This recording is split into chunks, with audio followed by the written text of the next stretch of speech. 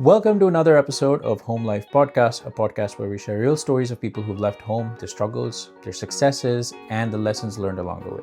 In this episode, I talked to Aditya Vadali, who goes by AJ, a data scientist based in Rochester, New York, originally from Hyderabad, India. AJ's journey spans from the vibrant streets of Hyderabad and rigors of Indian academia to navigating American winters, culture shocks, and language code switching while chasing the classical immigrant dream. We discuss everything from surviving COVID era education, hilarious mishaps with U-Haul and public transports, to building friendships and confronting stereotypes on both sides of the globe. By the end, you'll get an honest, entertaining, and enlightening perspective on what it really means to redefine home as a young international student and how to find your place in the new world, one story and sometimes one party at a time. Enjoy. Hold up. When did we grow up? So, Aditya, what if I just do this entire thing just in that accent? Aditya. Honestly, that hasn't been the worst pronunciation of my name. They've been letters dropped, there've been vowels, consonants dropped, consonants added. At this point, I'm just like, just call me AJ, dude. The AJ. I was just gonna ask, like, what do you go by? Do you go by Aditya, or do you go by I go by Addy, AJ. or do you go AJ? Okay, AJ. So that's my first and middle name.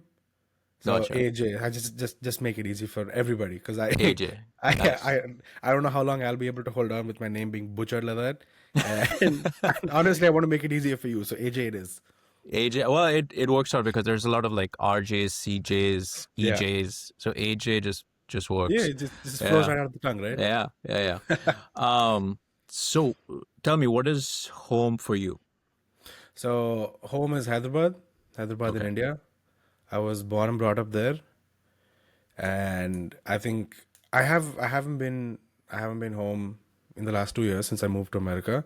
Oh, Yeah, but I think essentially, home is Hyderabad. Think back of home, comfort, memories. It's Hyderabad. Yeah. yeah. The when did you move here? How So I long were moved you in here. Hyderabad?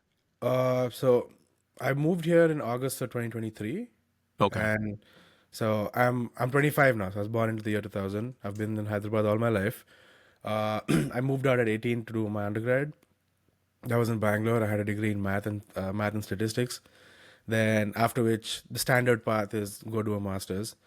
The entire time I think I wanted to come to the US from undergrad itself, but my family and I came to the decision that I wasn't ready. I wasn't ready in terms of, I don't know enough about my own culture that I'm going to remain grounded, right? Because it is so my family espouses the values that you're supposed to be grounded to your culture. You're supposed to know who you are, know what your family is, know what your culture is, before you can take off on such turbulent journeys. And I was resentful at the time, but I think looking back, I'm very grateful because I think I would have been a completely different person otherwise. So I did my master's in Manipal, which is a master's in Yeah. business analytics, and it was essentially, so my degree, as I mentioned, was econ, math, and stat. And this is when data science was coming out. So I want to say like 2021 is when it was just exploding everywhere. And it was a very theoretical degree, but I taught myself how to code. So I had a little bit of an edge there, but I was too afraid to dive into it because I'm not from I didn't have a quote unquote computer science background. Yeah. I didn't have a software engineering background, so I was like, I want to find something that's the perfect blend between what I know and what I want to learn, which was essentially business analytics. Because initially the dream always was go into econ, and I think second year of undergrad, that reality was completely shattered when I realized the only way I'm going to make any sustainable money from this is if I go into teaching or if I go into policy. I'm like, I'm not cut out for either of those. I need to figure out what to do. So I get my undergrad degree in hand, not really knowing what I'm going to do. And funny thing is, I lost my entire third year to COVID. So my undergrad was 3 years, and out of the already reduced 3 years, I lost one to COVID. So Okay. I was like, I was at a point where I didn't know what to do. And one thing that I'm very grateful for her. So my mom also works in tech, and one thing she always forced me, it felt like forcing at the time, but now honestly, I'm so grateful for this, is that you are not going to leave mathematics you are not going to leave technical subjects. That you are not about to go get an MA after you get a BA after you get a BSc. So I was like, fair. I don't necessarily agree with this, but fair, because like I was looking for an easier way out at that time. And I mean, which 18, 19-year-old is not, right? Yeah. So I said, fine. I guess let's try out business analytics, which was, and the course essentially at Manipal promised a lot of finance related concepts, but also melding it with programming concepts, Hmm. which I was very interested about. So I got there and I started doing the degree. And my first semester, I want to say the most challenging thing I did was advanced Excel, and I was like, dude, Okay. this is not it, dude. This is not it. So then I luckily VBA. I Yeah. met a lot of amazing professors on the side, who allowed me to sit in on their classes, audit their courses, and I essentially spent most of the 2 years doing machine learning courses, because like I Okay. think, okay, this is interesting, because like when you go from a pure math degree and then you go do something as mundane as advanced Excel, it doesn't do it for you. You're not satisfied, right? Yeah. So Yeah. I felt that, okay, I'm actually using my brain now. I Yeah. like this. And the entire time, the point was, I wanted to move to the US at some point or another. I've been coming here Right. since I was like 5 years old. Yeah. That's when my aunts moved here, Okay. and essentially, just it was like I want to go there, but I also just don't want to go there for the sake of going there. Yeah. Like once I get here, I want to make sure that I'm able to set myself up. Yeah. Right? I won't have to depend on anybody for too long. So I stomached not being able to go to the US for undergrad, but honestly, very happy about that. Some of my greatest friends in my life have come from there. Some of my greatest learnings in life have come from there. So, and then I stepped into this master's degree. I was doing that again. I want to say like a third of it was cannibalized by COVID, just Yeah. evaporated. Online classes, this, that, and the third, wave one, wave two. It was brutal. So finally got my hands on the degree, and it was it was a watershed moment for me, especially because I realized one thing when I finished, that I had spent a bulk of the last 2 years of this master's degree with my head in America. Hmm. Because so I just walked up to my mom. I think I want to say a semester in, like halfway through the first semester, and I was like, "Yo, I want to go to the US. What do you think?" Hmm. We sat down, we explored it, we had the conversation, because we knew that a degree in business analytics is not going to get me where I want to go. Hmm. That's not. I don't know where I want to go, but I know this is not it, Hmm. right? So my family spent me and my family spent a lot of time figuring this out, and she's like, okay, this does make sense for you. And essentially, I spent the rest of the degree preparing to get here. Your GREs, GMATs, Hmm. TOEFLs, visa processes. Luckily, and then all of that, right? So I look back, and frankly, I remember how much of a preparation process it is to get here, especially if you're not, if you're not born there, or you're not, taken here by your family, as Hmm. my cousins were, right? So they just 5, 6 years old, without a care in the world, got on a plane in America, and Yeah. here we go, right? Yeah. And I the story was very different for me. I think because I was not exposed to this side of it. Hmm. I would say I'm probably among the first few in my family to come here to study in this era, right?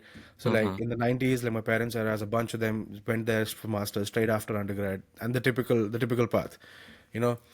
Among this generation, I think I was among the first. So I was not really exposed to this, and my dad had done the same. So he did his undergrad from Iowa State, and when he moved here, I think it was so much simpler. The process was so much easier, and the entire construct and the entire competitiveness was significantly different. And Yeah. also, being said, my dad was an engineer, was Yeah. a civil engineer, and I'm in essentially walking into tech, which is the Yeah. most competitive and bloodthirsty arena out there right now. So I had a family of good advisors who helped me navigate this process and realize that this is not going to be a cakewalk. This is what you're going to have to expect. This is what you're Yeah. going to have to deal with. And it essentially took it one day at a time, and I want to say it consumed me. Hmm. I remember, like, and the the mental effort that I had to expend on my degree at that time was not very high.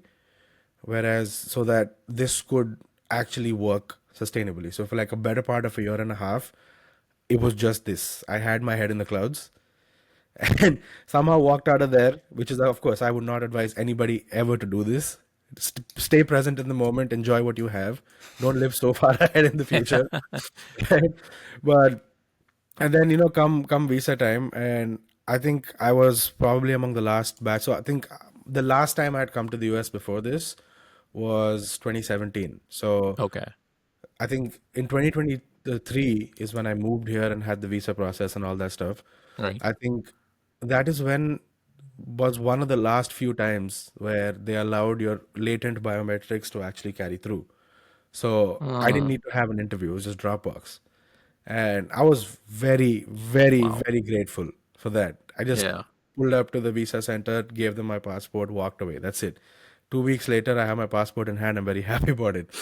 So I now hear from my friends who've come the year after that irrespective of how often you've been and what your connections are, you still have to go through the whole rigmarole, which adds Okay. another 3 to 6 months to the process, essentially. Wow. I didn't know that. Yeah, so I think it was uh, I think that they were just so backed up when I came that they were like, dude, if you have a history of essentially going up and down, just Dropbox. That's good enough for us for now. Yeah. Yeah. And of course, I think now as times have changed and they're becoming more vigilant, I think they're more comfortable leaving things in the backlog, whatever that may be. Yeah. But so yeah, and that's essentially the story of how I got here. So I did my master's in data science from Rochester Institute of Technology, Okay. upstate New Nice. York, Yep. and I did not know that it was a frozen tundra until like a couple of weeks before, right? And uh, I reached there, and this entire time, right? So I feel like I more or less understand what's going on. One of my best friends was supposed to come live with me. Best friends from back home. He's been working in the US for a while, Yeah. so he's supposed to come live with me. So we're like, we have all these plans and preparations and processes in mind. So as soon as I get there, we choose an apartment. We chose a house, a room in a house that was 8 miles away from college, and Ooh.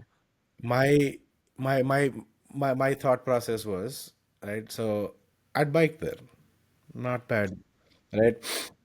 And I did that for about a month, luckily. So I Summer, it's think, great. Yeah. You yeah. can do that So all summer, no problem. absolutely. So like August, September, I did it, and then I was like, Yeah. and then the funny thing is, I decided I don't know what possessed me to do this, but I got a bike off a Facebook Marketplace for $20, and that's certainly not going to be the most fun thing to ride, Yeah. right? For 8 miles, It feels nonetheless. great. You're like, $20. I got a Yeah. bike. It's a steal. Yeah. and then a mile into the 8 mile ride, you're like, oh my God, what have I done?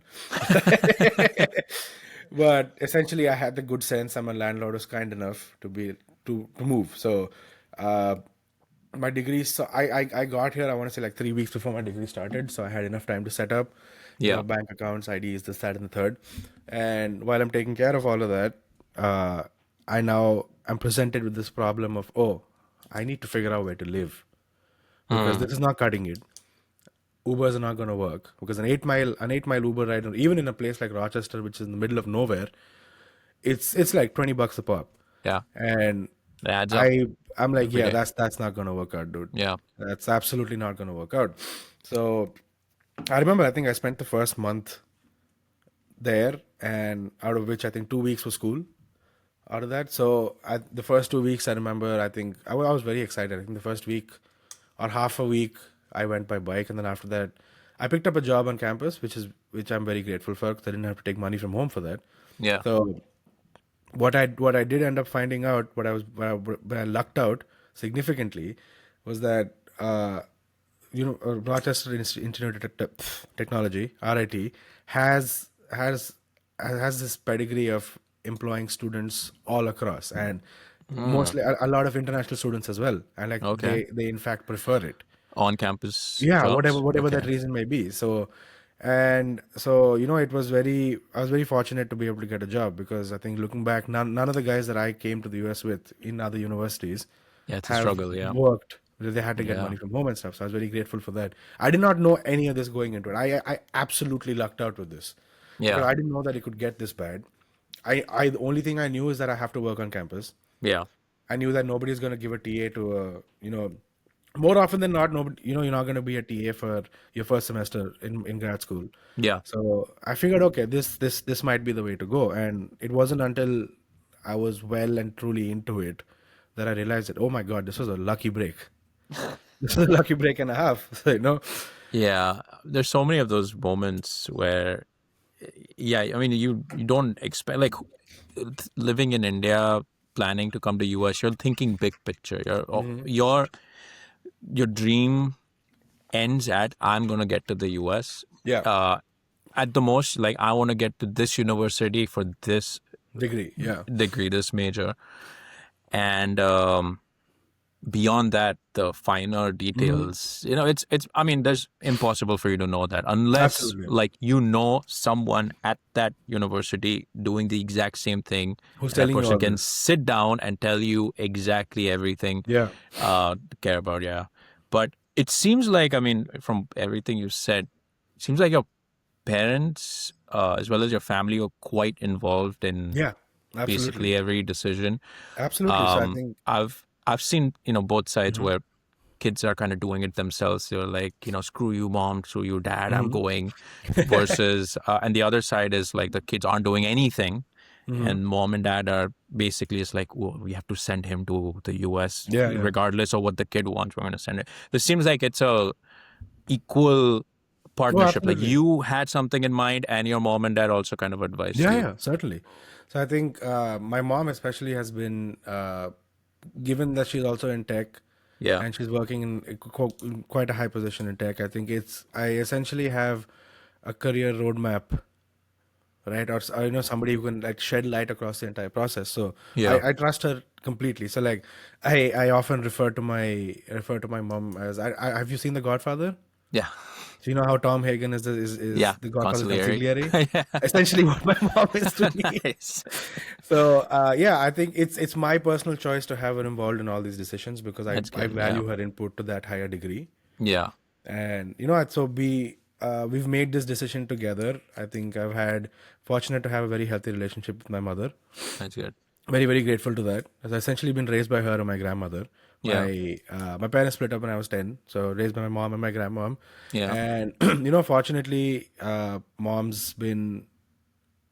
knows essentially every step of the way for the Yeah. most part, right? Or at least Yeah. has some visibility across every step of the way. So a lot of these complex, will it work? Will it won't work? I don't really have to worry about that all that much because Yeah.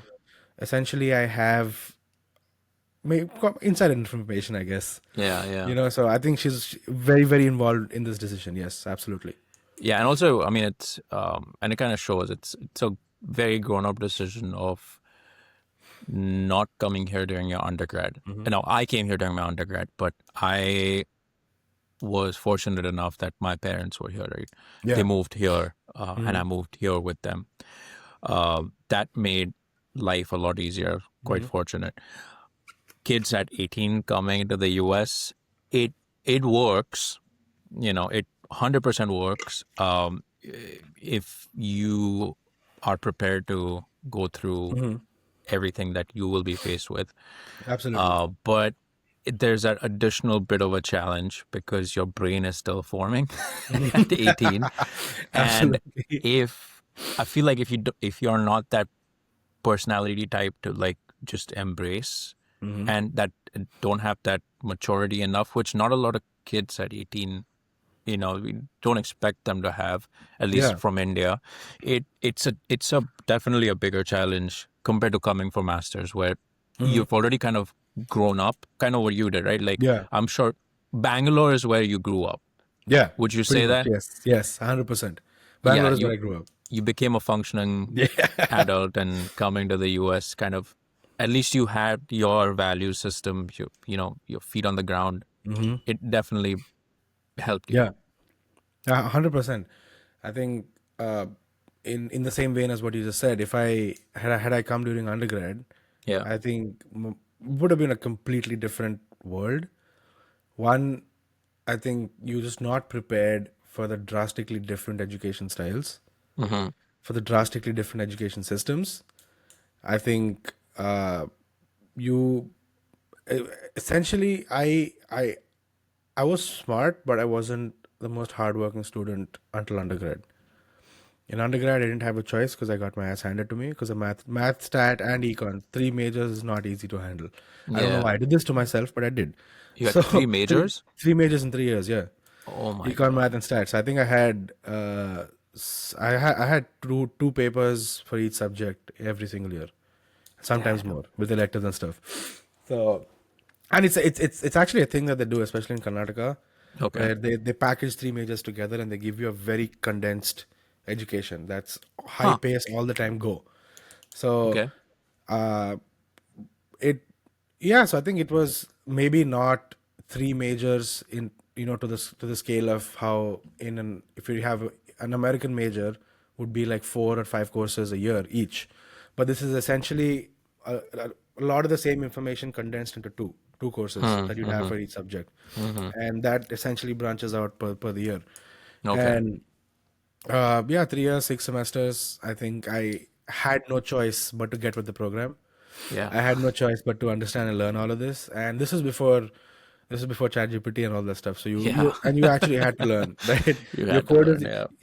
your code is buggy. Go look at Stack Overflow, right? This was back in those days. Yeah. So I think I'm fortunate enough to learn the fundamental skills as well before I had to before like now you have to consciously make a decision to learn the fundamentals. I Yeah. had no choice, so it came easier Yeah. Yeah. Yeah. essentially. Any any fun memories or any memorable memories from Manipal? Oh yeah, I think Manipal. I was not prepared for how hot it was going to be. I Okay. was I was not prepared for how wet it was going to be.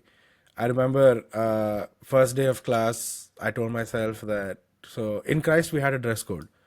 So on Mondays you'd wear a full suit, and yeah. So we had uniform suit. So you wear a full Oh suit with a God. tie and stuff. And on the rest of the days, you'd wear formals, no, business casuals and up, right? Okay. So we had a dress code. So I essentially didn't really have to think about what I was going to wear. And when I Yeah. came to Manipal, like you could pull up in shorts and nobody's going to say anything to you. Yeah. Okay. And Sorry. Sorry. I was thinking this was Manipal. no. Sorry. Yeah. Manipal is Okay. completely free, right? So I reached Manipal, and then they're like, do whatever you want, show up if you want to, I guess. Yeah.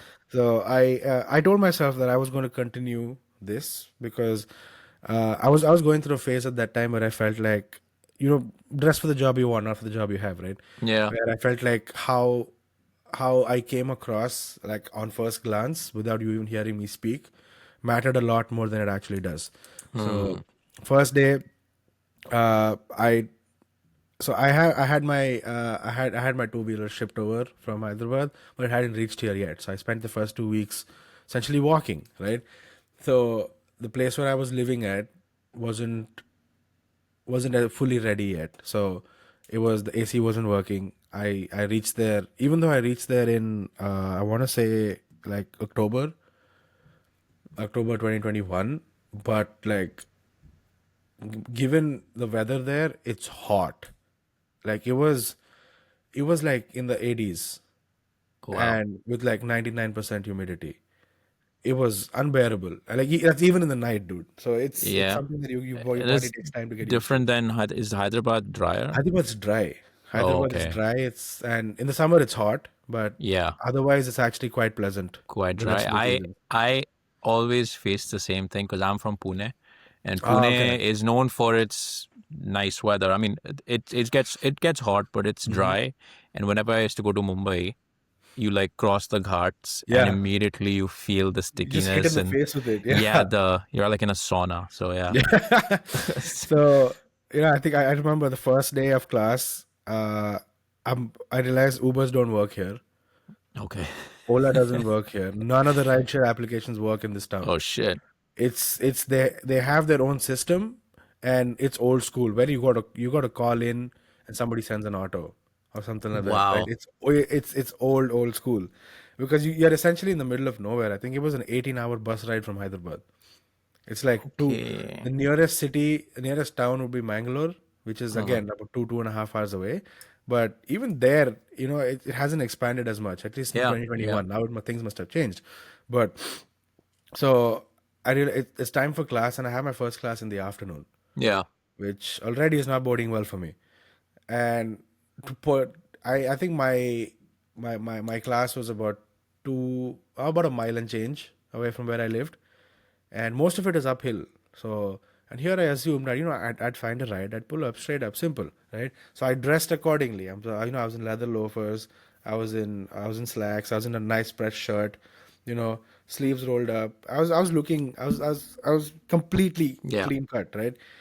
I walked and I walked and I walked for what felt like eternity, and by the time I reached that, I was soaked because of how hot it was and how funny. And I reached late. Of course, I reached late, right? Because Yeah. I did not plan for any of this. Yeah. And I walk in and I'm panting because it's so hot and it's so humid, and then the entire class just looks at me like, "What? What What's is wrong this? with this guy? What's wrong with you, dude?" So I think that's actually how I ended up making a lot of my friends that day. Because I They luckily felt that bad for day. your sweat. They were like Yeah, I this think guy. I think that day once I was able to cool down and like have my brain function. Yeah. Fortunately, I was able to laugh at myself, and ended up making a lot of friends that day. And I think Manipal was a lot of fun, filled with a lot of distraction, as Mm. everybody's experience is. I What think are what are the distractions? hard parties the Okay. entire time. I think the weekend wouldn't start on Friday. The weekend starts on like Wednesday night. Somebody Wow. pulls up, he's like, "Yo, there's a house party here, there's a house party." So I was never the club kind. So like Yeah. I never really enjoyed going out to the club, getting shit faced, Yeah. and then stumbling my way back, hoping I haven't spent everything that I have for the month. I was more of a house party scene, and I Yeah. found I found my guys, and these guys it's all week round, right? Okay. And essentially I'd more or less planned my day around plan my weeks around that. I was like, okay, I need to get this done. I need to get these modules done for GRE. I need to get these modules done for TOEFL and my Yeah. homework done. Okay, if I want to party Wednesday, Thursday, and Friday, that means I need to have this done by Tuesday night at the latest. Okay, let's Yeah. lock in. That's That's the lock way in to first do half it. of the week. I Yeah, mean, I think that's like an ideal college kid is if yeah, like undergrad, if you know you're going to be partying quite a bit on the hmm, weekend, but just get your shit done yeah, during the absolutely. week. And yeah, I'm sure every parent will be really proud of you. Hey, as long as you're getting your grades and as I'm long sorry, as yeah, that everything I is, did. That it's I you did. you And kind of have to have fun. absolutely, I never dropped the ball there. I Right. tried my hardest not to drop the ball there. Yeah. So I think it was Manipal was a blur of parties, Was essentially a it blur of easy house for you parties. to make friends there, like with Yeah, it was. people from outside or even locals? Yeah, it actually came naturally. So Okay. one thing that did help a little bit, that made me a little bit more likable, is I might get cancelled for this, but it's worth saying. But so in South India, if there isn't there's this, especially in the state of Karnataka, there is this growing Language distaste thing, right? Yeah. distaste for people who don't respect the culture, Yeah. right? And language is a huge part of their identity. And so a lot of people from up north who certainly would not be able to speak Kannada or any of its adjacent languages, Yeah. it's not Yeah. their fault, right? Because like they haven't grown up here. They've grown up Yeah. with a completely different world altogether. Yeah. And they're just here for, education or work or whatever. So and these guys come here, and it's when you don't learn or make an attempt to learn the language, they Yeah. frown upon you. And like Yeah. at first glance, even if you are South Indian like me, you get lumped into that whole group Sure. unless Sure. you actually show them that, hey, I dude, I can try. So Yeah. uh, I ended up teaching myself somewhat conversational Kannada when I was in Bangalore, Okay. because I simply realized that autos were cheaper if I spoke to him in Kannada. Dude, I mean, it's such a simple thing. Even if like you learn the everyday exchanges, Yeah. like auto or going to a Hmm. shopkeeper, just simple things. And also, I mean, you're going to be there. I mean, you were there for 3 years, but 2 years. let's say Yeah, 2 years, 3 years there, 2 years in Manipal. So essentially 5 years in the state of Karnataka. five Yeah. years in the state of Karnataka. Like, I think that's long enough to at least, you can learn a language in 30 days. Like Yeah. if you If you really actually, if you lock in, immerse yeah. yourself and lock Yeah. in, yeah. So I think a little bit goes a long way. Yeah. So I think that really helped because a lot of the locals, especially their view on me is flipped, because initially, apparently at that time I get feedback now that because of the way I dressed and the way I carried myself and the way I had my head in the clouds, I apparently had a cocky aura to myself, which I was not trying to portray. So, and apparently slightly intimidating. So, I mean, I am so I've been told this on many occasions that because I'm 6'2", like 260, 270 ish. So I'm a big dude, Right. and most people, especially back in Manipal, are not that. I I'm more often than not taller than everybody else. Yeah. I'm bigger Yeah. than everybody else. Yeah. So that coupled with everything else said, you looked intimidating from afar until you came close and opened your mouth. So Yeah. I think it took a couple of days, maybe about a week, to break all those initial preconceived notions. And then after that, I think friends just flew. And then, as you find people to party with, friends flows. You find people to play basketball with, friendship flows. Yeah, yeah, yeah. It's Essentially, so I think easy to make that's, friends, yeah. man. In like college, I was thinking back at it. It's just you have even a single common interest.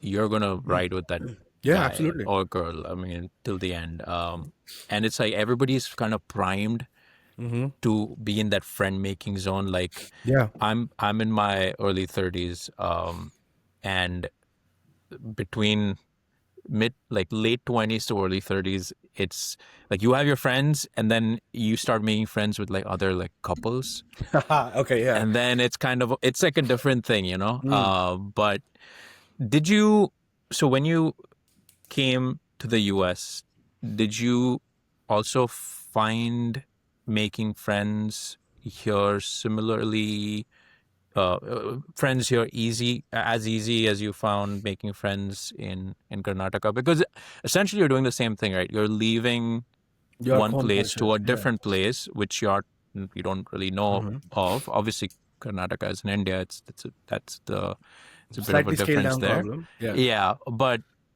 still, you're still employing the same skills to make friends. So, did you face any issues here? Uh, I think by the time I got here, I was I was in a different state of mind. So I I would say I was more open to making friends when I came to the US, because then I Okay. was just like in Manipal. I've made some really good friends. I still talk to no a couple of them, but Yeah. I've made some really good friends there. But for me, I think the entire time there, it was like, don't get too attached. You're gonna have to get out of here as soon as possible. Essentially, that's Right. what my brain did, Yeah. because I was like so focused on, oh, US this, US that, Yeah. Yeah. Yeah. right? So I wasn't primed, and I still was able to make good friends and have a good time when I was there. But I think when I came to the US, I was more primed. I was more open to making friends, Yeah.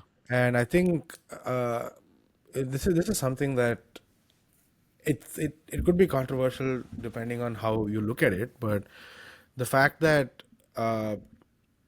when you walk in to a new university, completely different setting, people don't even look like you anymore, and there's nothing that can calm those nerves.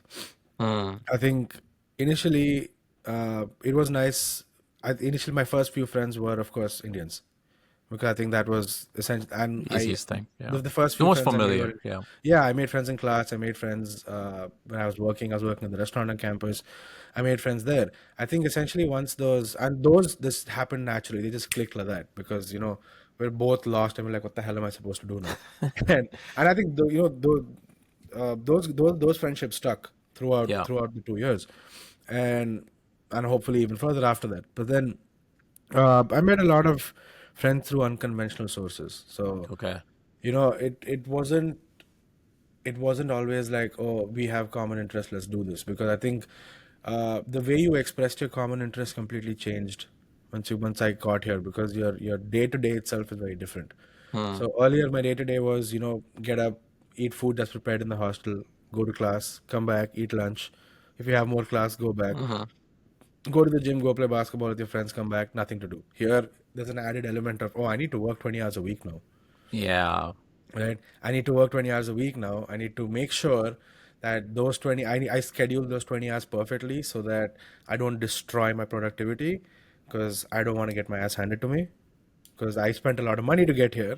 And, I'm not, I'm not trying to There's a flunk out. balance. Yeah. Yeah, so it took a while for me to find that balance. I think the biggest mistake that I made, to not go on this, just go on a slight tangent. Yeah, The sure. biggest mistake that I made was in my first semester, I told myself that, okay, I can work 7 to 11 every morning, Monday to Friday. And when you work 7 to 11, that means you go to bed at 10 at least, at the latest, right? I would not do that. Right, so I burnt out. Like I flew so close to the sun, I melted and I burnt out. I was Yeah. done. I'm like, what the hell is happening? Like my first semester, I think grades weren't the best Yeah. because I just could not find the balance. I was also in a long distance relationship at that time uh, that of course adds has its own challenges, especially when you're in different places Yeah. and different time zones and all that stuff. So Yeah. certainly dropped the ball there. But I think back to this, so, right? Given the fact that you're just tied in there, right? So it's not like, oh, I have a regular group of guys that I go play basketball with, or Yeah. a regular group of guys that I go go to the gym with. So in terms of that, I think I found making friends to be a lot more organic. Right. It was in terms of, hey, we're having a housewarming party. Why don't you call? I met my roommates on Facebook Marketplace, Okay. right? So how I found this house was I found this dude selling it on Facebook Marketplace. I reached out to him. He said, "Cool, as long as you can find three other guys." Found three other guys. Two of them were off Facebook Marketplace. Became really close friends with them, and we had a house party. I'm like, why don't you bring your friends over? And so one of my roommates actually, so his major was game design. Okay. So my major data science was, I want to say, like 95% Indian, Okay. and his was a more spread out, Yeah. ethnic Yeah. You had the aspect, right? minority. Yeah, so it was everybody. Like The he was, yeah, pretty the much he was white Americans and those are the minorities yeah. in his game So, design. no, but it flipped the other way around. I think he was the Really? minority Okay. there. There was like two Indians because like Wow. I never didn't he. I mean, if you ever hear his story of him telling of how he had to convince his family, it's funny, right? So like you would understand why Indians don't do game design, but so I think so. He just shot a message in the Discord group, and then people just pulled up. And I think the friends we made that day, I think till date, some of my closest friends I ever made in life, That's because good. it just happened so organically. And I think one thing that did happen with me is that I found my group essentially early on, and I found a group that I was content with. That actually, you know, I've I felt I'd say happy with, because like it was full of good influences, right? Hmm. So you can have certain elements in a friend group where they encourage you to party and say, fuck it, man, we'll deal with this later. But I actually had a bunch of level-headed guys around me who were like, Yeah. let's actually sit and figure this out, make sure we do Yeah. this the right way. So I was very fortunate to find these guys, and I think I've been very fortunate wherever I go to find good friends, and I hope that luck continues. Yeah. But I think that really helped. I think especially being open to being more open to making friends. And it's I did notice one thing though, from like undergrad when I was 18 to this when I was 23. In 5 years, your inhibitions go up quite a bit, Mm-hmm. and it happens when you don't even realize it. Like normally, Yeah. I just walk up to this dude and I'm like, "What's up?" You know, when I was 18, and now I think about what is the response going to be, what is the reaction going to be, is this necessary? Mm. Stuff like that, right? Yeah. So like normally you're not holding yourself back when you're 18 years old. Yeah. Yeah. I think that's also true for, at least for me personally, for like experiences. Because when I was an undergrad and I went to Michigan State University, it's like known for being the Party school the party school in and the sports state of school also, right? Michigan. Yeah, yeah. Yeah, yeah, big sports school. There's UMich, University of Michigan, Michigan State, the big rival, and Michigan State is known for like you go there to party. Yeah, yeah, yeah. Literally, that's one of the reasons why I chose. I went to Urban Dictionary. I shit you not. When I was like planning, I didn't know anything about any school or anything. Yeah. I just knew UMich was like the big one. But then I typed in like in Urban Dictionary like Michigan State University. It said like, oh, the fun party school and University of Michigan. They're like, this is where snobs go. I'm like, I guess I'm going to Michigan State. Uh, but my sister went to UMich, so it's Okay. like we're like a house divided, as they Fair. call it here. Absolutely. But but like you're right, because when I was 20, 21, just again just in the evening, clock strikes 6, 7. It's like, what are we doing tonight? And you just say, oh, there's this person is having this house party. We can go to the bar over there, or we can combine the two, or we can do that. And you're just like, all right, let's go. And then you always end up, yeah, Absolutely. you Constantly walk home. wired. Yeah, exactly. You just walk home with a pizza at night. It's like that's a night Yeah. well spent. And now if like I'm 31, just turned 31. And now I'm like, okay, we need to go out. And then me and my wife look at each other. It's like, or we can watch a movie. We can order takeout and just chill. So, but yeah, that I think that you're talking about that from a standpoint of friends, but it happens in every facet of life. I found that as well. I think it in terms of quote unquote slowing down, it didn't help that all my friends are older than me. Yeah. So I think one's 36, one's 34, one's 32, one's 27.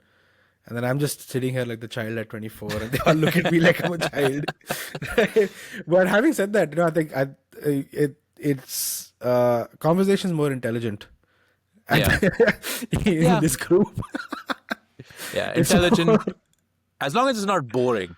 No, Intelligence absolutely. good. No, Yeah, it's never boring. I think all of us find the most random hills to die on, and essentially drink an entire 6-pack while trying to die on that hill. Nice. I think that has evolved to what fun is for me, as you mentioned. Yeah. It's the people and the conversation and the environment, not as much as the activity itself. Yeah.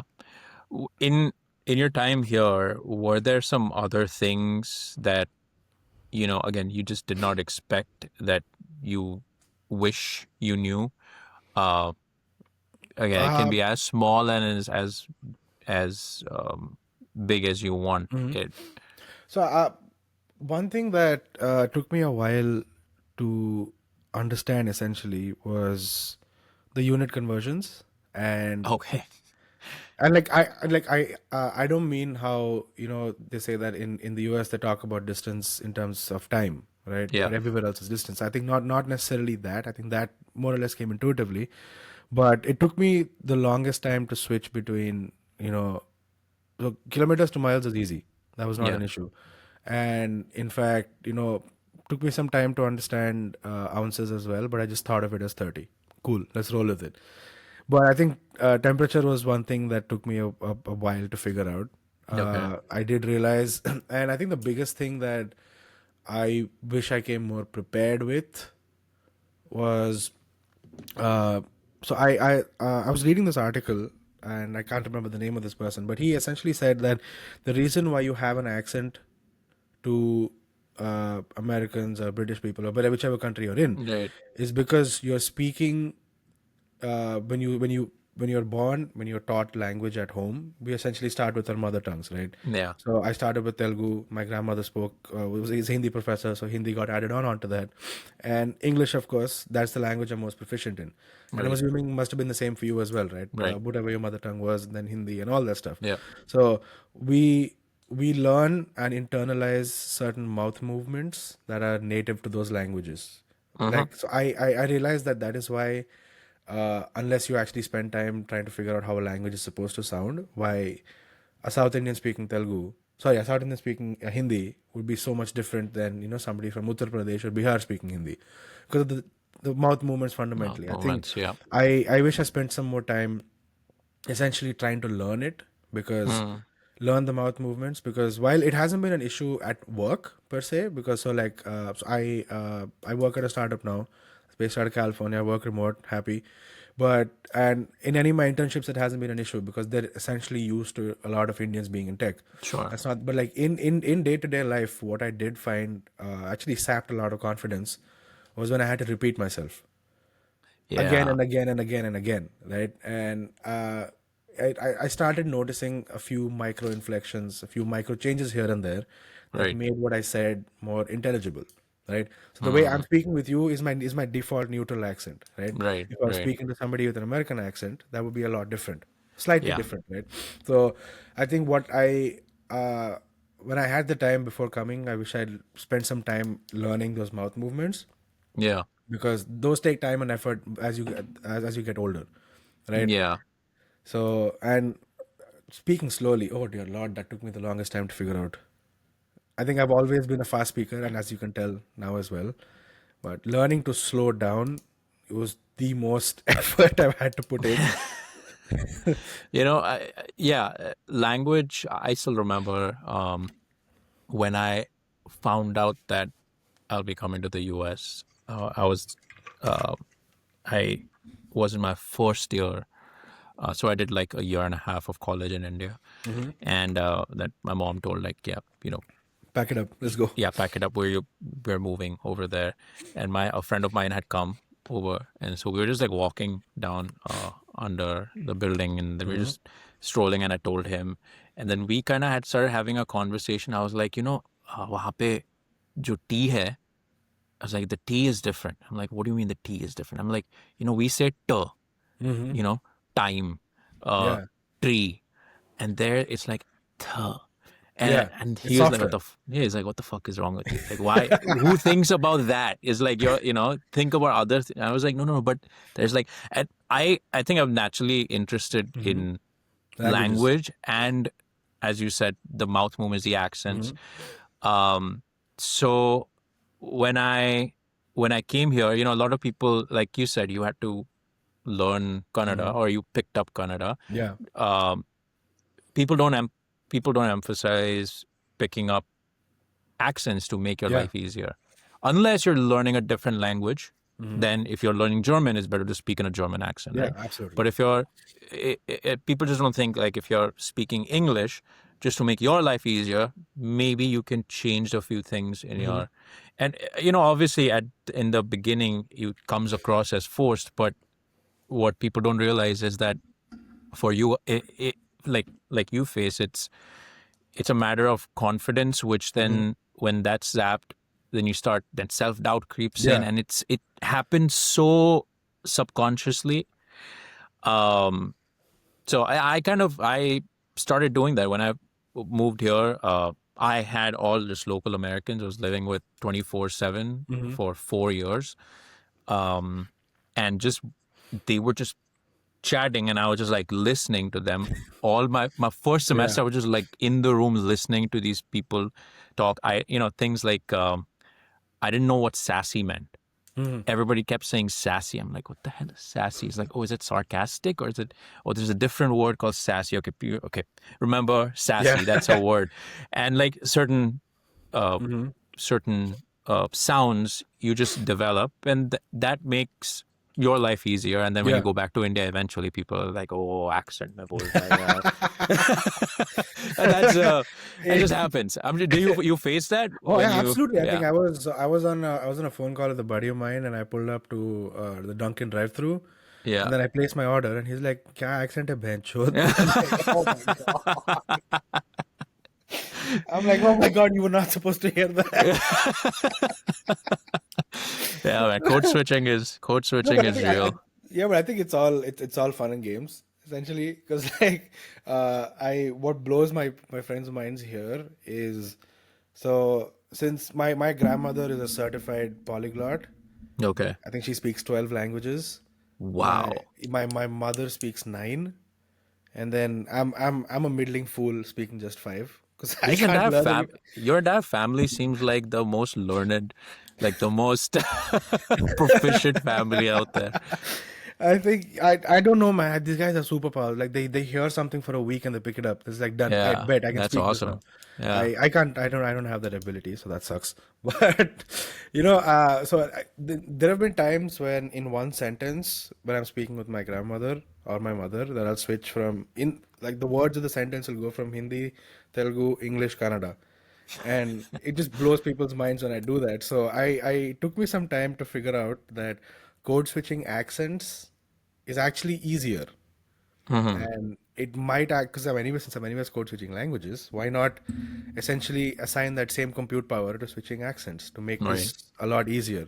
So I'm still working on it. I think I've spent the last month or so, the free time that I've had, Yeah. essentially trying to mimic and learn mouth movements. I think Oh, okay. if somebody sees that without context, it's going to be so weird. But I think it's going to make my life easier. It's going to make other people's lives easier, so they Yeah. understand me better as well. I think it should be something that, as you mentioned, should be something that has to be emphasized when you're moving here. Is because when what I feel like if somebody moves to your state in India and you expect them to learn the language, but the same expectation should be extended when you go to another country. Learn to speak the way they do. Yeah. That's And basic it's respect.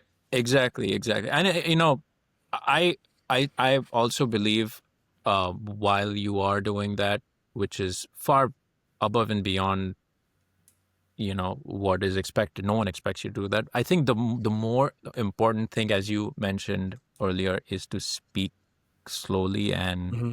clearly. Um, and you can have an accent, but as long if you speak slowly and clearly, that will make your life a lot easier. Again, you don't have to change your accent. You don't have to do anything. Just Just slow down. slow down. Yeah. I think yeah, that helps. Did you, besides kind of the language discussion, were there other things that you dealt with, which were a bit of a struggle, but then you kind of overcame it, through, again, just like through either help from someone or. Uh, I think it took me. We'd always hear memes about how complicated the whole DMV process is, Oh yeah. and it wasn't until I got there when I was like, "Oh my God, it's actually worse." It's you find yourself in a repeated loop. And I think Hmm. one thing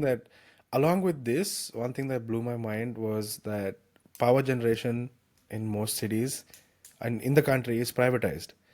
Hmm. So everybody has their own system, and when we're five guys living together in a five-bedroom house, trying to using different amounts of electricity, of course, trying to split it, trying to figure it out, trying to call and be like, "Hey, man, what's my ground source of truth?" Because the Yeah. bill they send you, the bill they update online, and what they say on the phone is three completely different things.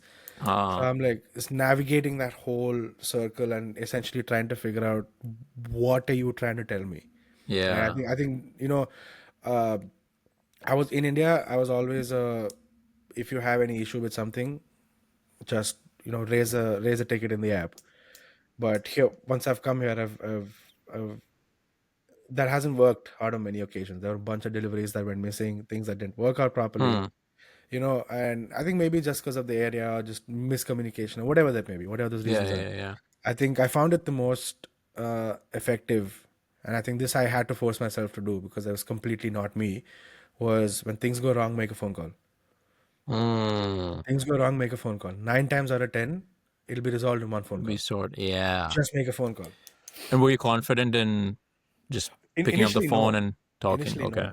Initially, no. I think so I did, when I was 16, I did pick up a pretty violent stutter, and it's a very funny story how I picked it up. So a very, very violent stutter, and I just was this, I wasn't able to speak in front of people sometimes. Hmm. It just Hmm. happened. I remember, like, I had to, if I had, for example, call up housekeeping and ask them to send me a bottle of water, I had to write that down on my phone so I could read it to them over the phone. Right? Oh It wow. got that point, right? So how essentially that happened was when I was 16, I was running for deputy sports captain in school. Okay. So I had seen this one speech last year that absolutely blew my mind, where this dude, he walks up, he just gives a perfect oratory speech after having torn up his speech that he had prepared. I was like, I'm gonna do that. So I I went up on stage and did that, and I bombed beyond belief. Oh dear Lord! It got so bad that they cut off the mic halfway through. Oh no. And this was Oh in front of no. like I went to a big school, so this was in front of like Yeah. 3,000, 4,000 kids. Oh God. I bombed, and I was like, oh my God. And then of course self-esteem, doubting, and all of that. So it just picked up from there. Naturally. Yeah. And I think it took me until I got to undergrad or even a little later for that to resolve. So I think once I started naturally resolving, slowly after that, I never felt remnants of that anymore. Like sometimes I Okay. still would stutter, but it was maybe 1 in 100, right? So Okay. manageable. Like you can just leave it as a misnomer, something that you uttered. So but when I got here initially, having to speak on the phone, it felt more effort than it was worth it because I'm like, I have to repeat myself 1,000 times. I'll just eat up whatever the loss is, man. Screw it. But I was like, no, dude, no, no, right? And for a while in the beginning, like as I mentioned, right, language was something that was a shock to me. Like how it wasn't like how pervasive the accent is across the entire speech pattern, where like you'd think that if you alter a couple of pronunciations of a couple of words you get the accent, but you don't, because Hmm. it is so much deeper than that, Right. right? And I of course I went ahead to make this more complicated for myself because I like doing that. So I was like, I'm going to try to replicate this accent from scratch, right? And just see if it is actually possible for me to switch over. So in that whole process, I think in the beginning, I had to force myself to make those calls. I felt for a second that started coming back, and I was like, oh dude, not again. I was able to work through it. But I Nice. think, I think a lot of my struggles have been language wise. I wouldn't say like there has been many culture shocks in terms of rules, regulations, and just Oh, because unspoken you rules. kind of you, Yeah, as you because I've said, been you've been coming coming here for the here most for a time, while. or for Yeah. the most part. Uh, but I think like even the winter honestly wasn't that bad. Yeah. Like I enjoyed it. Like Yeah. I it's yeah, I think I had to walk every single day to because I lived only like a mile away, so it doesn't make sense Yeah. taking an Uber. Yeah. So and your bike stops working in the winter because like it's Right. ankle deep snow, you don't want to fall on your face. So boot up, jacket, let's go, right? And I found myself to enjoy the winter quite a bit. Yeah. Like the 12, I think one point it went up to like -20 Fahrenheit, -24 Fahrenheit with like 60 mile per hour winds. I think that was a storm, but I think yeah, I found myself enjoying the cold actually quite a bit, enjoying the Yeah. winter quite a bit. I think that was a very happy revelation for me because growing up all my life in heat, like Yeah. in Hyderabad, the summers like go up to like 130 sometimes. 130 135s if you're not Damn. careful, right? So going from that to like coming here, I'm like, okay, yeah, this is I love it. Yeah, I mean, you if you're again living in a place like Rochester or anywhere like I'm in Michigan, Mhm.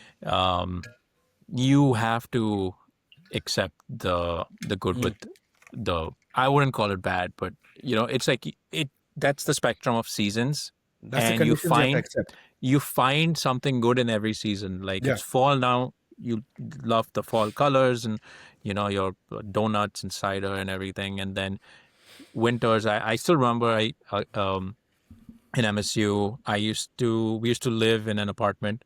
Again, four guys. It Yeah. was right off campus. Mm-hmm. So, and I was kind of like in the north side of the campus, and all my classes were on the south. And I lost my bike in the snow. That was a whole Oof. story. I parked it, and then I forgot I I rode my bike. I walked back home. There was a huge snowstorm, and then I completely forgot about Oh. my bike, like for a whole week Yeah. and a half. And I'm like, where the hell did I keep my bike? It was at some point it was covered in snows, and then I just permanently lost it. But anyway, so Sheesh. I was walking back and forth to class like it was a 20-minute walk, Mm-hmm. and there were those moments in the winter at night after coming. walking back from the library, we have those lamps, those old timey Harry Potter style lamps, and you could see the snow coming down in the yellow light, and it's just, I don't know, it's just peaceful, Yeah, absolutely. and it's just Oh, it's so beautiful. peaceful. Yeah, that's Yeah. 100%, dude. I Um, think like those are the moments I really look forward to in the winter. I think, yeah. yeah, it being cold as balls aside, it's so peaceful, so pretty, and I Yeah. think it just brings out a more a completely different side of a city, completely different side of a town. Like Right. you see people behave in different ways, and I don't know if this has been an experience for most people, but I genuinely feel like the people are more helpful in the winter. Yeah. Actually, Yeah. I think everybody's kind of like in that mindset of just like, hey, we need to like huddle together, and yeah. we're all together in Hmm. this, it's Yeah. if you stand out for more than 10 minutes, you're going to die, sort of a thing. So maybe let me help you not die. Yeah. I think my roommate and I my actually yeah, roommate, he was moving out, so he didn't know how to drive, and the rest of my roommates didn't want to drive the U-Haul. So we get a U-Haul. I'm driving. I'm very very happy about this. And while we're backing up into my garage, right? So U-Hauls do not have backup cameras, right? So Yeah. when I was backing into my garage, I told him, right? I told him, like, I need you to step out. I need you to be in view of the side mirror, and I need you to tell me when to turn, how to come back, because this thing is huge. It's snowing. I can't see shit. So let's do this. So he's backing me up. He's like, "Come." I'm like, "Are you sure?" He's like, "Yes." He's backing me up. He's backing me up. He's backing me up. Next thing, and so there's essentially like I want to say like a slight line dug up between the two lawns, and it's deep. It was like a 3 foot, 2.5 3 foot ditch, right? And so he parks me square into that ditch. So the U-Haul, the U-Haul is now tilted at like a 60-degree angle. I'm doing my best to pull it out. It's snowing outside. My driveway's been frozen over for the last 3 weeks, so there's no help there, Yeah. right? I'm trying my absolute best to get this damn U-Haul out, and this thing does not budge. In fact, the more I accelerate, the flatter the angle gets. I'm like, no, Yeah. thank you. I'm a get out of this right now before I kill somebody or myself. So we step out, and one thing that I think that day completely changed rentals for me, because when we called up U-Haul saying, "Hey man, I need help," they're like, "Sorry, you did not select roadside assistance." I'm like, Oh, "Oh no. shit!" So luckily, I wasn't the one who had to pay for it, thank God. But my friend, poor guy, he had to shell out like $120 after calling a Get bunch of towing companies. To, Okay. and he walked in, winched it, pulled it out less than 30 seconds. The entire Yeah. interaction was less than 30 seconds. He made $100 that day. Very happy, right? I think, I think that. But how willing people were, because like a lot of these tow shops were closed or Yeah. about to close, and they were still like, yeah, yeah, we'll come out. We don't want to leave you out in the snow like that. Yeah. So I think that I enjoy that aspect of winter quite a bit. Yeah. Also, I think um, places like Rochester, basically anywhere other than the big cities, I think there are genuinely nice Yeah, absolutely, people. Um, 100%, dude. yeah. And then it's like, a lot of people say, oh, US, there's like racism. Everybody's racist. Oh, Um, I have a beautiful take on that. If you yeah, wait, yeah, yeah. Well, go ahead, go ahead, right, go so ahead. No, what I like when I was so while I was working in the restaurants, right? So to right. give you like essentially like a picture of how this is. So think like there's like 20 kids on staff. There's two people managing the restaurant, and there's a chef of like 8 or 9 people, chefing it up in the back. And it's a pretty big kitchen. It serves like 600 people for breakfast, right? Serves like a couple thousand for lunch. It's huge, right? Yeah. So you're essentially a cog in the machine. And I remember, I think early on, a lot of the interactions that we'd have with the staff that were working there, right? And these guys are essentially contracted in from an agency, so they kept shuffling all the time. So a lot of them, when you'd speak with them, because I will be working in close proximity to them, they'd ask. I think they'd be very surprised, saying, "Oh, how do you speak English so well?" And my first instinct when I first got there was to be insulted, saying, "English is my first language, dude. What do you think?" But I think then I spent some more time, trying to speaking to them and figuring out what the issue was. And then what I realized was that for a lot of these people, they haven't left the county, let alone the state. Right, their Yeah. entire lives have been here, especially Yeah. when you're in the middle of nowhere, like Rochester. Right. So a lot, and like it is, we are just so foreign to them because they don't see a lot of us when they're home. They come to work and then they see us, right? And I realize it's genuine curiosity. Curiosity. Yeah. It's like what we know about you and what you actually are two completely different things. Because Yeah. I'm sure, like if you ask them what do you think of an Indian, they'd come up with some very quote unquote offensive stereotypes. And when you ask them, have you met an Indian, they'll be like, no. And then you ask them after they meet one, I think it's going to be completely different. Yeah. Yeah. Because Naturally. they Yeah. they it's not like, because like we all of us, we aim to go into the big cities for the most part, right? New York, Right. Boston, LA, Yeah. San Francisco. Like nobody dreams of going into a suburb in the middle of bumfuck nowhere, New York, right? Right. So like they're honestly, and even same for us. Like I wouldn't be there if my university wasn't there, Yeah. right? I have essentially no reason to be there. And I think it's more so that they don't understand. I think I was asked a lot of seemingly offensive, like if you didn't take a step back, you'd have found it to be very offensive. And like they were just surprised that we knew a certain amount of certain things. They were surprised that we ate a certain kind of food. I think I was here in 2016 for a student exchange program, and I shit you not, I had this kid ask me, "Do you guys have school buses in India?" It was a private school even, right? "Do you have school Yeah. buses in India?" I said, "Yeah, how do you think I get to school?" Elephant. I'm like, he dead ass said elephants, dude. I was like, what, huh? I, I think I think I've and I'm fortunate enough. I think I was in one summer I was in Boston, and I was just yeah, I was interning there, and one day I was just walking to the train station, and I'm a Golden State Warriors fan, so because my Okay. dad's a Warriors fan, so it just tracks. Yeah. So I had a Warriors jersey on in Boston. Not a good idea because we beat them in 2022. They hate us for that. And I had this dude come up to me and he's heckling me and he's like, go back to where you came from. I'm like, excuse me. I'm like, and I didn't engage because he seemed unhinged, right? And then he starts going on this whole tirade, whole tirade about, we don't want your kind here, we don't want your people here. And I'm like, huh? I'm like, I got to know what he's talking about. Like, I'm like, what did you say to me? And then I took a step forward, right? And then, and then he immediately changes his tune and he's like, I'm talking about Warriors fans. I'm like, oh, yeah. And then I laugh it off and I walk away. And then as I'm walking away, I hear him mumble, "You guys come in here and take all my jobs." I'm like, you were not talking about Warriors fans, buddy. This guy did But a I think, last minute save.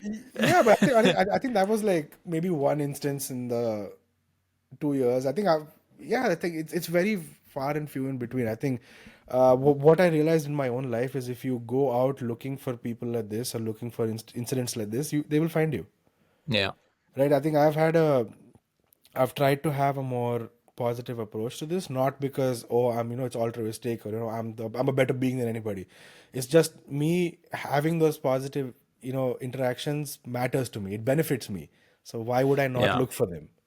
I think that's Also, essentially how I've tried to carry myself. yeah, also But life is too short, man, for all of this. Like absolutely, you dude. need to just focus on what you're doing, and these people who think this way have way shittier life, and they need to take that anger Yeah, out on absolutely. someone And I'm like, and something, and yeah, this is how they choose to do that. I did see your post about the amount of anti-India racism that's happening right now Oh yeah, yeah, in, yeah, in, in the US. And I I often find myself thinking, now that I have this context, that is it because you don't know, or is it because you're told to think this way? Well, I mean to I clarify, always wondered that. yeah, clarify, that mainly is on X and Twitter, Yeah, and yeah, absolutely. Yeah, even there, the even there, and there it's like most likely troll rage farms baiting. or like big accounts set up by someone in some other, not even in the US, in some other geographical Yeah, yeah, yeah, location, inciting people here to think a certain way. yeah. And listen, everybody is racist internally to some Absolutely, level. 100%. Everybody, yeah. So the key is not to outwardly show Yeah. it, and just be a Keep it just in. be a Keep it in. nice, yeah, just be a nice human being. But um, yeah, I think as far as just like living in a new country, and this applies not only to the US but wherever. Yeah. Uh, as long as you just succeed in what you're doing and just focus on that, Yeah. that other people That they none of they this can't really do shit. matters. Yeah, Yeah, 100%, dude. I think I've had so my uh I think I've road trip pretty much across the entire East Coast, and but I love driving, right? So I think yeah, if ever I'm going somewhere, I'm as happy about the drive there as I am about the trip. yeah, So, I think I've a lot of the times you, of course, go through rural towns, right? Like, for example, you're heading to New York City, you pass through rural Pennsylvania, rural New York, and a lot like there's this worry that that it might not be the safest for somebody who looks like you or looks like me, right? And I think I've found that it's these places are some of the kindest human beings, yeah, some of the nicest, down to earth, humble yeah, human beings. And thing is, what I like is you're curious, you have a question, and you ask me. It's that simple. Like I yeah. And was, then there's no judgment there. It's like yeah, if absolutely, dude. if we're, I mean, think about it. I still remember we were when I was in India. There was a Korean family that lived in our building, and the way they were treated Oh, that must have been awful, man. is worse than I've seen anything in the US. Mm-hmm. So this issue is not just to the US. This issue is outside as well. Any country It's there global. are, yeah, exactly. So yeah, that a little bit of perspective goes a long way. Yeah, Yeah, absolutely. So I think uh, I, I think there's this one mentality that has been taught to me, saying that you're not you're not entitled to anybody's love or respect. You're hmm. here, you're here because you earned your way here, and you also have to earn that love and respect. Yeah, If it is with people that matter. So yeah, I think that the moment you stop, what I've learned in my life, I think the moment you stop expecting everything to go your way, like automatically without you putting in the work, I think your life just gets a lot easier because you don't spend so much time sitting and cribbing about things that didn't work out. You're like, now I yeah, know why it didn't work out. yeah, Right? I think that really goes a long way. I think that I had to manually put that switch in my head after the first couple of times where somebody said something mean to me about my people or some nonsense like yeah, that. yeah, yeah, And then I was like, yeah, he has no reason to be nice to me. I think for all we know, he's thinking that I'm competing with him for many different avenues, right? He yeah, doesn't know me to know that I am a grad student who's competing for a very niche job, right? yeah, And he just said this something out of anger. So why? How does it matter? It's his yeah, country, right? I'm the one here who's trying to make sure that I become a member of the society and I can actually contribute to the society. yeah, And this comes part and parcel with that, yeah, where you have to earn your way here. I think that's the thing yeah, that's always enticed me about the US way is that you get what you put in. yeah. No, And I I think agree. that's the most beautiful thing in there. You get Yeah, what you put in. no, that I completely agree. Um, so I ask this question to everybody who comes. So how has your concept of home changed Okay. now that you've come here, you've left home, you left Hyderabad quite early, went to Karnataka, then came here. Now that you think about home, how has that changed? So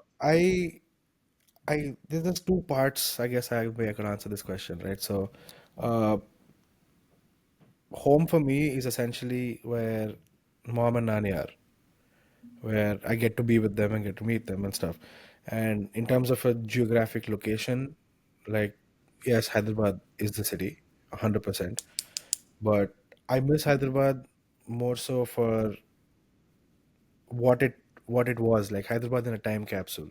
Right. Hmm. As you said, like, when you started the conversation, that that your bedroom is rented out, it's completely a different space altogether now, Yeah. but it's still there, right? So for me, I think that time capsule is what's home, and more or less, I think it's been wherever my family is.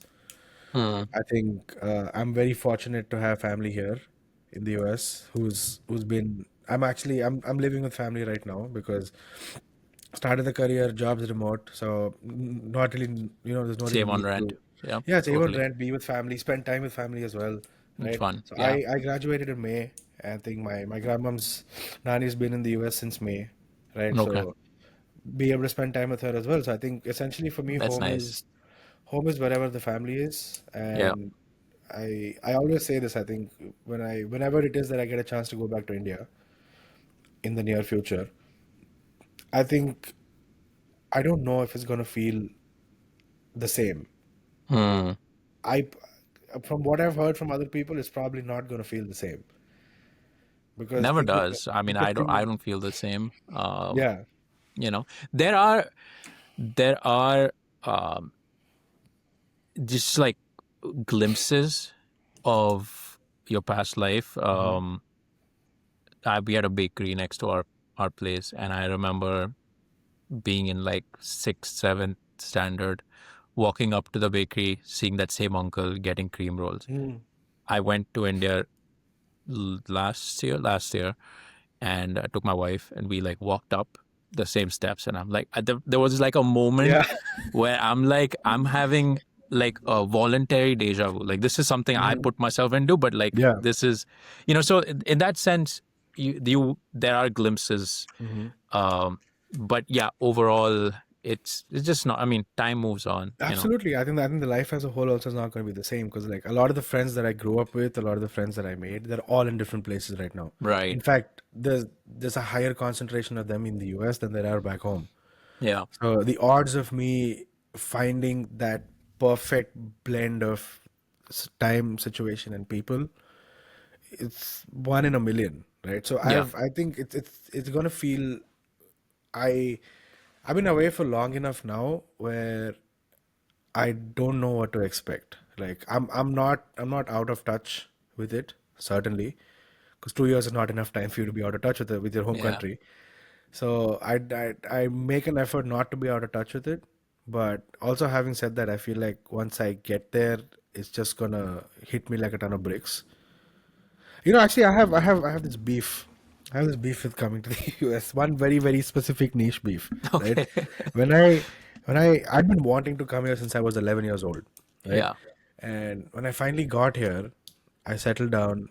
I did whatever needed to be done. It hasn't hit me till date, dude. Degree khatam bhi ho gayi, and I'm not. It hasn't felt like, dude, you're here. You're living the Really? dream. I think because I want to say is because I got so caught up in the day to day of everything Yeah. that maybe I didn't have a chance to sit and think about it. Because I'm like, when is it going to just hit me in the face like a ton of bricks? Like, dude, you wanted it and you're living it now. Yeah. Yeah. But I think that is true for many things, but specifically like growing up. So like if you think back to yourself when you were, let's say, 11 years, and you thought Hmm. about like when I become an adult, when I become 25, or when I become 29, 30, 35, that is when things are going to, like, I'm going to be like the adults that I see. And Yeah, then you're what, 24 now? Um, I'm 25. 25, yeah. Yeah, Now that you're 25, when you look around, you're like, should I remember uncles being at this age? So like, when do I successfully become an yeah, adult? yeah. So you never, you never reach that finish line, I think. Oh, that's And fun. it's probably the same thing with coming to the US. Like, Yeah, like when I go to the US, and then by the time you got here, you got involved in everything that you're doing, you got busy. That finish line is never there. yeah. I think Um, I think there was one glimpse where I think I for a second I felt like, okay, this is. I think I had to reminisce for a conversation like this as well. So there was something on campus that was happening, and I had to reminisce the way you just made me reminisce, right? Yeah. And then I think there it felt like a little bit like, dude, you're living the dream. But I think, otherwise, it's been what I would characterize this entire moving to the US journey would be is that your mind will be so occupied with what is being done and what needs to be done that, as you said, that there is no finish line, that there is no point unless you consciously make yourself do it, Yeah. where you turn around and you'll reflect back and, like, be grateful for what you've done, what you've thought about it and stuff. Yeah. And also, everyone I talk to, they all kind of have a similar feeling. And I think this is just like cultural in us, is like we don't celebrate a lot of personal achievements, I feel like, as like Americans do, for Yeah. example. Like every little thing is celebrated. And I think that's something important. Something that I think we should be a little more cognizant of and a little more intentional about. Like you're working in a startup, you got that job, probably interviewed, you got it, you're making good money, you're living in the US, Yeah. like that, even taking a moment and just being like, shit. Yeah. It's here. I'm in like the whatever, the 90th Yeah. percentile of all the people. Like this is what they want to do and I'm doing it. So yeah. It takes a certain kind of reflection and, like, change in attitude, as you mentioned, for you to, I guess. Yeah, fair enough. That Yeah. is because it's from the second I touched down here, it's been go go go, right? Go. That Yeah, I no, I think I completely like, understand. even now, take a job aa gaya, now do the job. Right? No, don't get fired. Yeah, don't get fired, don't do the job. Right? Yeah, man. And then you spend your whole time thinking about that, and then, whatever side projects, business projects, everything that I'm working on as well. And then you're like, acha, theek hai, abhi, how do I make sure I stay here? Then you look 5 years down the line, 10 years down the line, and it's like, I I don't remember the last time when I was in India where itna planning chal raha tha dimag mein, Yeah. 24/7, right? Yeah. I think maybe it can also be because, like, the points in my life are totally different. I'm assuming if I was in India at this time, minus the immigration wala soch, everything else would have been more or less the same, I'm guessing. Hmm. Right? So maybe it's just how life progresses. Yeah. Maybe, probably. Probably, yeah. But yeah, man, this was a great conversation. Absolutely, dude. I hope you enjoyed it as well. And I did. I most certainly you, did. a very interesting guy. You clearly have a wonderful family. Thank you. And Thank you. yeah, it seems like you're doing really well. So just keep at it. Absolutely. And Thank you. You as well, man. if people watching, if you guys have any questions about AJ, you can send it to me or directly reach out to AJ. I'll link all your socials Yeah, absolutely. Absolutely. and whatever in the description. And yeah, man, it was great chatting with you. And Absolutely. yeah, have a good weekend. Abhi to Thank Sunday ho you. gaya, so have a good work week, I guess. Yes, sir. You as well. And we'll talk again soon. Yeah. Absolutely. Take care, Pranay. See you. Awesome. Yeah. See ya. Bye.